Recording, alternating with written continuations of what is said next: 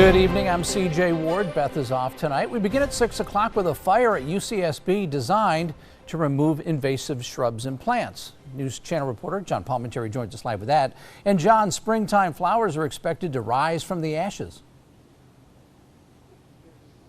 This is a research project out here at UCSB. It's on the other side of the lagoon, up in that open space up there is where all the action took place. And in order to get the right seeds in the right place, they had to have this burn to wipe out the area.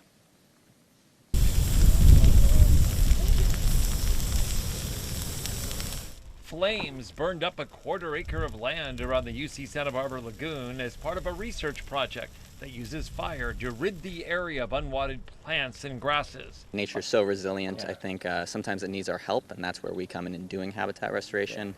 This is a coordinated effort with the UCSB Cheadle Center for Biodiversity and Ecological Restoration, the County Fire Department, and the Air Pollution Control District. And this site will be rejuvenated from an overgrown condition. So this area, unfortunately, has a long history of degradation, and so that's why we're doing these burns to restore and bring back what used to be here. But we can go to areas like Colo Point or parts of Moore Mesa or San Marcos Foothills, where we can source these local native wildflowers, trying to preserve local genotypes, and then spreading them here afterwards. For students, this is a hands-on project involving their effort to cut and stack up problem weeds and help to create a very hot burn. I've kind of known that fire can be good and fire can be really helpful for restoration work for a long time. So I was just very, very excited to be a part of it. Fire crews kept the fire in check, but also let it burn hot enough for the research work. The fire department's role is ensuring that the fire's not going to get out of control, that we can contain it and burn it to the levels that UCSB researchers want it to burn at. In a past burn on the other side of campus, Chumash tribal members were on hand on their native land. The Chumash had figured out how to control burns well before the fire department was even started here in the United States. So it's nice that we're bringing back that heritage. After the fire burns down, the firefighters make sure that it's out, and the researchers come back in to see that it burned effectively for the project that they are studying.